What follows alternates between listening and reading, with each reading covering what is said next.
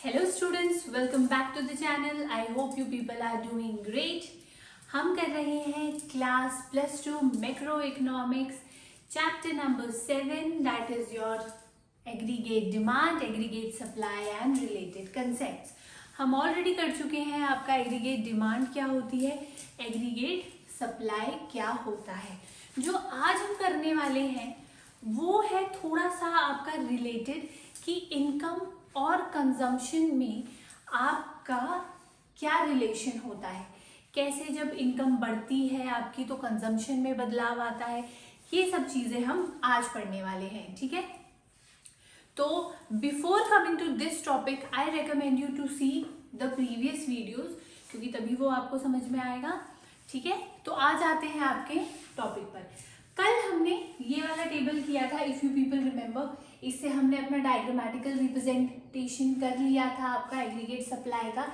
इसी टेबल को हम यूज करके आज रिलेशन पढ़ेंगे. ठीक है, आप कोई और टेबल भी कर सकते हैं, बट बिकॉज मैंने यही टेबल आपका प्रीवियसली यूज किया था तो मैं यही वाला टेबल यूज कर रही हूँ. ठीक है, तो हम पढ़ रहे हैं आपका कंजम्पशन फंक्शन. ठीक है, जिसमें हम पढ़ेंगे कि आपकी कंजम्पशन जो होती है वो इनकम के साथ कैसे चलती है. ठीक है, अब इनकम क्या है, वो जो आप अर्न कर रहे हैं, वो पैसा जो आप अर्न करते हैं. कंजम्पशन क्या है, जो आप कंज्यूम कर रहे हैं, जो आप खर्च कर रहे हैं. ठीक है, यही था. चलिए आ जाते हैं. ऑटोनॉमस कंजम्पशन ये हम ऑलरेडी मैं आपको बता चुकी हूँ कि डिनोट किया जाता है सी बार से. अब देखिए इसी को हम थोड़ा डिटेल में पढ़ेंगे. देखो, there is always minimum level of C. C क्या है, consumption. Even when y equals to 0. y क्या है, आपकी इनकम है. तो वो क्या बोल रहे हैं कि भले ही टेबल को हमेशा देखते रहिए, मैं बोलती रहूंगी, आपकी नजर टेबल पे होनी चाहिए. ठीक है, ये वाला जो टेबल है आप इसको देखिए और सुनिए क्या बोल रहा है. आपका फर्स्ट पॉइंट वो ये बोल रहा है कि भले ही आपकी इनकम 0 है लेकिन वहां पे भी कुछ मिनिमम लेवल ऑफ कंजम्पशन है जिसे कहा जाता है ऑटोनॉमस कंजम्पशन, जो आपका डोनेट किया जाता है सी बार से. इसे हम एक और नाम से भी बोलते हैं, that is your negative savings भी हम इसको कहते हैं. ठीक है, आपकी बुक में ये नहीं है, होगा मुझे नहीं पता, लेकिन मेरे उसमें मेंशन नहीं है, बट मैं आपको एडिशनली बता रही हूँ कि इसको नेगेटिव इनकम भी कहा जाता है. अब देखिए सेकेंडली क्या बोल रहा है वो, consumption is positively related to income. ठीक है, rise in y causes a rise in c and vice versa. अब वो क्या बोल रहा है कि एक पॉजिटिव रिलेशन है. पॉजिटिव रिलेशन का मतलब ये होता है कि जब आपकी एक चीज में इंक्रीज हो रहा है तो दूसरी चीज भी इंक्रीज हो रही है. नेगेटिव रिलेशन कब होता है आपका, जब एक चीज बढ़ रही है और एक चीज कम हो रही है. ऑपोजिट डायरेक्शन में जब हम चलते हैं तो हम कहते हैं negative relation is there. Positive तब रिलेशन होता है जब एक चीज इंक्रीज हो रही है तो दूसरी भी इंक्रीज हो रही है, एक चीज डिक्रीज हो रही है तो दूसरी भी डिक्रीज हो रही है. अब यहाँ पर देखिए इनकम आपकी 0 से 100 हुई, मतलब प्लस हुआ, प्लस 100 हुआ, तो आपकी कंजम्पशन भी 40 से 120 हो गई. ठीक है, अब यहाँ पे 100 से 200 हुआ तो यहाँ पे 120 से 200 हो गया. यही हो रहा है, मतलब इनकम बढ़ रही है तो कंजम्पशन भी बढ़ रही है. ठीक है, और अगर कंजम्पशन बढ़ेगी तो इसका क्या मतलब होगा, अगर मैं ज्यादा खर्चा कर रही हूँ अपनी स्पेंडिंग्स पर, अपने खर्चे पे, अपनी गुड्स एंड सर्विसेज पर, तो इसका मतलब क्या है कि मेरी इनकम बढ़ रही है. अब विदाउट इंक्रीज इन इनकम मैं कंजम्पशन तो नहीं बढ़ा सकती, तो इसका मतलब वाइसा वर्सा भी ये चीज पॉजिटिवली ही चलती है. अब आ जाता है आपका third point, the entire increase in y during a particular period is not converted into c. अब वो क्या बोल रहा है कि आपकी जो पूरी की पूरी इनकम है ना y वाली, आपकी जो पूरी इनकम है y, मतलब मान लो आप 100 रुपए कमा रहे हो तो ऐसा नहीं है कि आप 100 के 100 ही कंज्यूम कर लोगे. A part of it is saved as well. आप कुछ पोर्शन उस 100 रुपए में से बचाकर चलते हो जिसको हम सेविंग्स कहते हैं. so that the rate at which C increases often lag behind the rate at which Y increases. अब देखिए, I use some different colors समझाने के लिए. अब यहाँ पे देखो क्या बोला उसने, यहाँ से लेकर यहाँ तक तो समझ में आ गया, ठीक है. यहाँ से यहाँ तक हमको समझ में आया, सेम एज वेल तक समझ में आ गया, ठीक है. यहाँ तक उसने क्या बोला था, यहाँ से लेके यहाँ तक वो ये बोल रहा था कि मैं जो भी अर्न कर रहा हूँ, ठीक है, वो पूरा का पूरा कंज्यूम नहीं कर रहा, उसमें से कुछ पोर्शन में सेव भी कर रहा हूँ. यहाँ तक समझ में आया. पर ये वाली लाइन में थोड़ा कंफ्यूजन हो गई. देखो क्या बोल रहा है, so that the rate at which C increases. अब एक पॉइंट आपको यहाँ पे दिख रहा होगा कि इनकम और कंजम्पशन बराबर है. मतलब जितना उसने क्या बोलते हैं, जितना उसने अर्न किया उतना ही उसने खर्चा कर दिया, ठीक है. अब यहाँ पे देखिए, जैसे ही उसकी इनकम बढ़ी, उसकी इनकम जो थी वो हुई 200 से 300 रुपए. मतलब यहाँ पर +100 हुआ ना, तभी 300 रुपए हुआ. लेकिन कंजम्पशन में क्या हुआ, देखो कंजम्पशन में ये हुआ कि जब 200 रुपए वो कंज्यूम कर रहा था, उसके बाद 300 रुपए उसने कमाने शुरू किए, तो उसने कंज्यूम सिर्फ 280 का किया है. मतलब यहाँ पर प्लस सिर्फ 80 रुपीज हुए हैं, ठीक है. बाकी के 20 रुपीज कहाँ गए, जो बाकी के 20 रुपीज थे, क्योंकि इनकम तो उसकी 300 थी, कंज्यूम उसने सिर्फ और सिर्फ 280 का किया है. तो यहाँ पर जो 20 रुपए हैं वो आपके कहाँ गए, वो आपके सेविंग्स में चले गए. अब वो यही कहने की कोशिश कर रही हैं कि आपका जो सी है ना, वो उतनी स्पीड से नहीं बढ़ता जितनी स्पीड से आपकी इनकम बढ़ती है. क्योंकि कंजम्पशन अगर उतनी ही स्पीड से बढ़ रहा है, इक्वली बढ़ रहा है, तो आप सेव ही नहीं कर पाएंगे, ठीक है. तो आपका कंजम्पशन इनकम सेम ही चलता रहेगा. सेविंग्स और एएस हम कैसे कैलकुलेट करेंगे, हम कैलकुलेशन नहीं कर पाएंगे, ठीक है. समझ में आई पॉइंट. फिर से समझो. देखो एक ऐसा पॉइंट आया जो इन्होंने ये यहाँ पर कहा, यहाँ पर क्या हो रहा था, इनकम 0 थी, 40 कंज्यूम किया, 100 हुई, 120 कंज्यूम कर लिया. क्योंकि देखो अभी जो है वो यहाँ पर जब वो 0 लेवल पर था ना, तो भी वो कुछ कंज्यूम कर रहा था. फिर उसने थोड़ा कमाना शुरू किया, 0 से 100 पर आया, तो उसकी अभी इनकम से ज्यादा उसकी कंजम्पशन है कि नहीं. पर एक ऐसा पॉइंट आया जब उसकी इनकम और कंजम्पशन बराबर हो गई, ठीक है. उसके बाद जब उसने और इंक्रीज किया अपनी इनकम में, तो उसने क्या किया, सेविंग्स शुरू कर दी. एग्जाम्पल से समझते हैं. देखो मैं स्टूडेंट हूँ, आई एम स्टूडेंट, ठीक है. अभी कहाँ पर हूं मैं, अभी सब कुछ इरेज कर देते हैं, ठीक है. अब समझो, यहां पर मैं स्टूडेंट हूं, कुछ नहीं कमा रही हूं, पर खा रही हूं, कंज्यूम कर रही हूं. मेरी कंजम्पशन 40 है और इनकम 0 है, ठीक है. अब ठीक है, +2 हो गई, ग्रेजुएशन हो गई. अब मैंने एक नया प्राइवेट सेक्टर ज्वाइन किया है, ठीक है. वहां उस प्राइवेट सेक्टर में मेरी तनख्वाह है 10,000 रुपये. लेकिन रेंट मिलाकर, खाना मिलाकर, घर पे पैसे भी भेजते हैं, वो मिलाकर, ठीक है, मेरा जो खर्चा है वो बैठ रहा है 12,000 रुपये. अभी मेरी कंजम्पशन क्या है, ज्यादा है, क्योंकि मेरी अर्निंग्स कम है. अब विद टाइम ऐसा हुआ कि मेरी थोड़ी इनकम इंक्रीज हुई, तो मेरे खर्चे आराम से निकल पा रहे हैं, ठीक है. मेरे खर्चे आराम से निकल पा रहे हैं. जो पॉइंट है आपका 200 और 200 वाला. अब विद और इंक्रीज मेरी तनख्वाह हो गई 20,000. अब जैसे कि मेरी तनख्वाह बढ़ी, मेरी कंजम्पशन कितनी थी, 12,000. चलो मान लो अब मेरी 15 हो गई, तो अब जो 5,000 रुपये बचे वो मैंने कर लिए सेव, मैंने सेविंग्स कर ली. तो इसका मतलब क्या हुआ कि जितनी आपकी इनकम होती है उतनी आपकी हमेशा कंजम्पशन नहीं होती. कंजम्पशन आपकी धीरे धीरे बढ़ती है, ठीक है, क्योंकि हम कुछ पोर्शन अपना सेव करके चलते हैं हमेशा. अब देखो इसी के थ्रू हम ब्रेक इवन पॉइंट भी समझते हैं कि अब आपका ब्रेक इवन पॉइंट क्या है। इरेज कर देते हैं इसको पहले।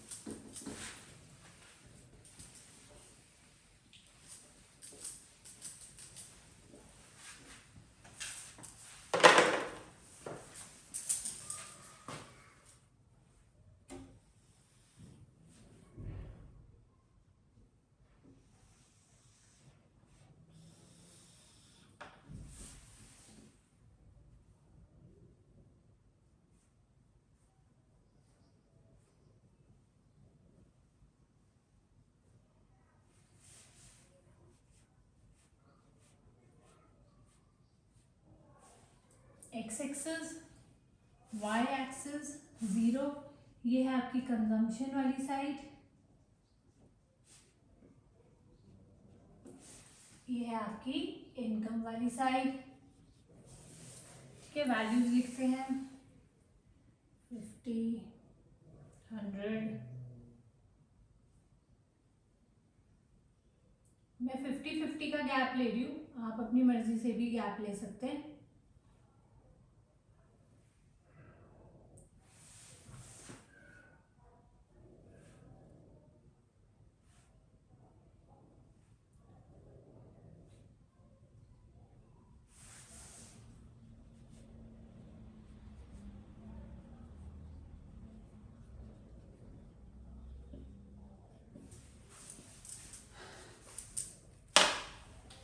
अब देखिए फर्स्टली आपका बना लेते हैं इनकम जो 0 से शुरू हो रही है, फिर आपकी 100 कहाँ पे 120 पे, 120 मेरा कहीं इधर आएगा। ठीक है, बेसिकली जो है ये आपकी लाइन कुछ इस तरह जाती है जिसका एंगल होता है आपका 45 डिग्री। ठीक है, ये है आपकी इनकम साइड। फाइन, अब आ जाते हैं आपकी कंजम्पशन। कंजम्पशन आपकी शुरू हो रही है 40 से, मतलब कहीं यहां से शुरू हो रही है। ठीक है, फिर 100 पे है 120, फिर 200 पे 200 है,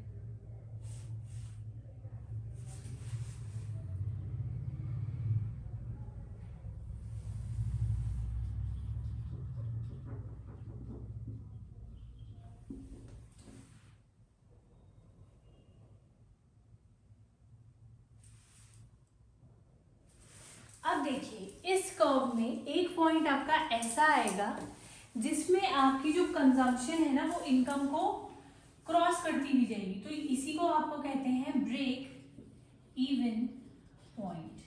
वो पॉइंट जहां पे आपकी सेविंग्स जो है ना वो 0 है ही नहीं, क्योंकि जितना आपने अर्न किया उतना ही आपने कंज्यूम कर लिया, ये वाला स्टेज।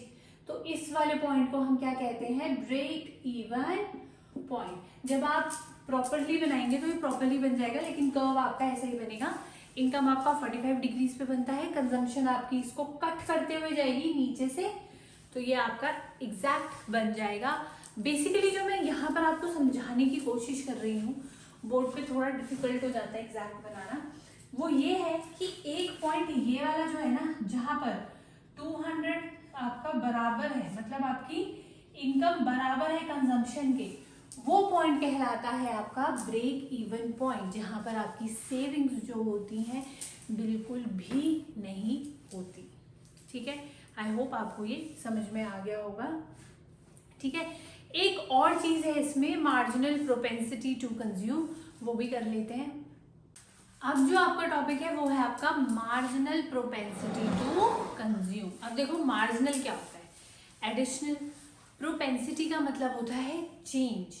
तो यहाँ पे किसकी एडिशनल चेंज की बात हो रही है, यहाँ बात हो रही है। अब एडिशन देखो किस चीज में हो सकता है, इनकम में ही हो सकता है।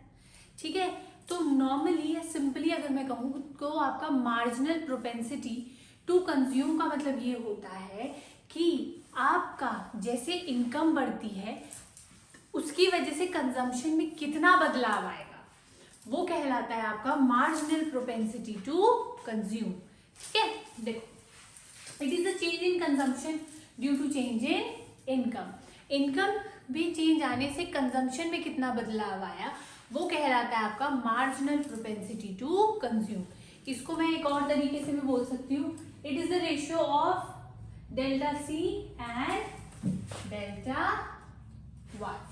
ठीक है, अब देखो डायग्राम के थ्रू इसको समझो। अब कोई और आपका टेबल लेता है। फर्स्ट है आपका इनकम, कंजम्पशन, ठीक है। इनकम आपकी 0 ले लेते हैं, 100, 200 एंड 300। कंजम्पशन आपकी ले लेते हैं 80, 150, 200 एंड 280। ठीक है, अब इसी से हमें क्या निकालना है, डेल्टा सी। ठीक है, अब देखो क्योंकि कंजम्पशन मुझे 80 से पहले की नहीं पता, तो फर्स्ट आपका ब्लैंक जाएगा। उसके बाद 150 minus 80 is your 70, 200 minus 150 is your 50, 280 minus 200 is your 80। ठीक है, वैसे ही डेल्टा वाई निकाल लो। फर्स्ट में आपका कुछ नहीं आएगा, उसके बाद आएगा 100, 100 एंड 100।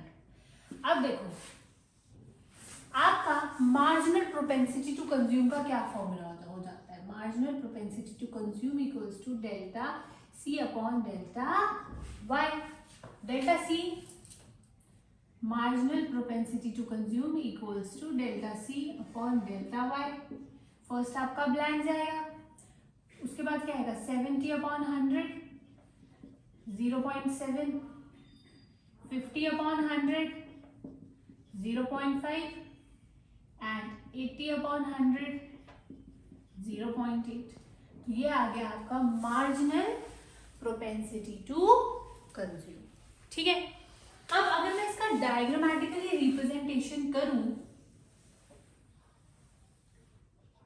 ठीक है, ये आपकी कंजम्पशन साइड है, ये आपकी इनकम साइड है, ये है आपका एक्स एक्सिस, ये है आपका वाई एक्सिस और ये है आपका जीरो।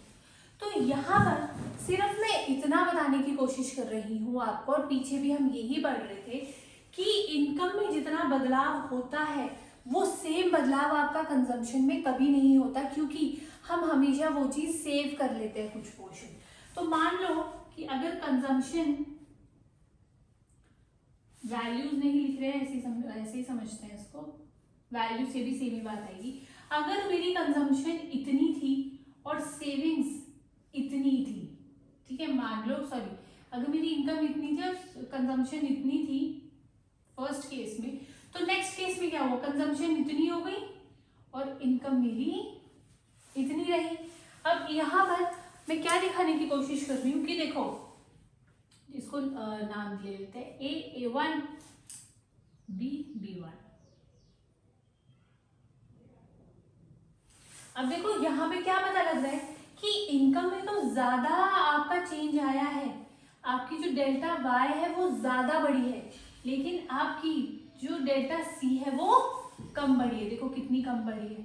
ठीक है, ऐसे ही आप यहाँ पे भी देख सकते हो कि यहाँ पे तो 100 का चेंज आ रहा है, लेकिन यहाँ पर क्या 100 का चेंज आ रहा है, नहीं, यहाँ 70, 50 फिर 80, पर यहाँ पर आपका 100 का ही चेंज आ रहा है। ठीक है, तो मार्जिनल प्रोपेंसिटी टू कंज्यूम क्या होता है आपका कि इनकम के बढ़ने से कंजम्पशन में कितना बदलाव आता है, वो कहलाता है आपका मार्जिनल प्रोपेंसिटी टू कंज्यूम। समझ गए इस बात को, इसका डायग्रामेटिकल रिप्रेजेंटेशन समझ गए। ठीक है, आपका कुछ कर्व इसका इस तरह बनेगा।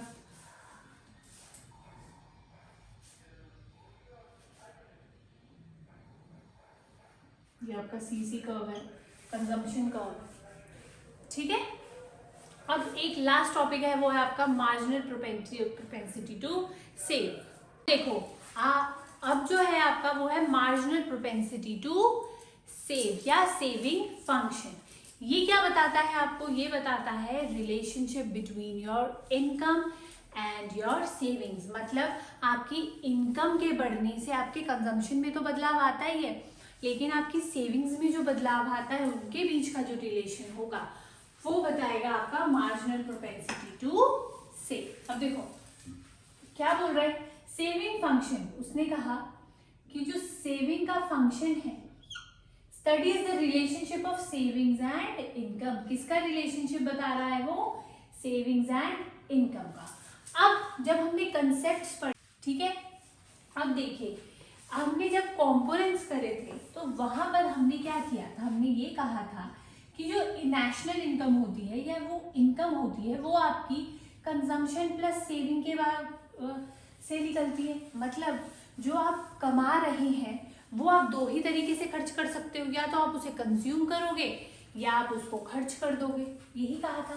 तो अगर अब मुझे यहाँ से आपकी सेविंग्स निकालनी है तो मैं क्या करूंगी, इनकम में से कंजम्पशन को माइनस कर दूंगी। तो इसका फॉर्मूला क्या होगा, आपका y minus C equals to S, या s equals to y minus C. ठीक है, देखो अब इसको टेबल से समझते हैं तो आपको और समझ में आ जाएगा। टेबल आगे आपकी इनकम लिखते हैं, 0, 100, 200, 300, 400।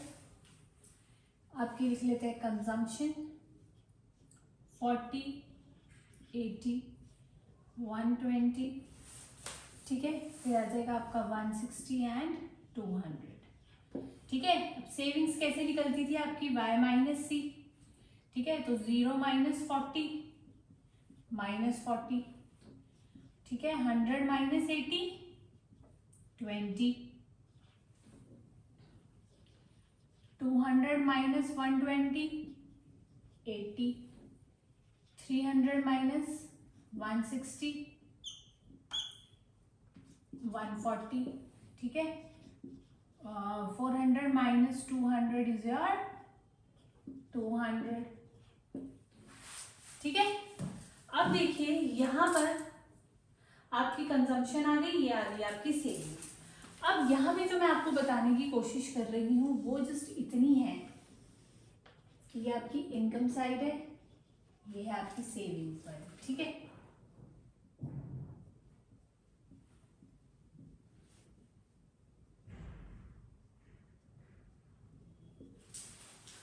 सेविंग्स आपकी यहाँ पर -40 है। ठीक है, उसके बाद जा रही है वो 20 पे।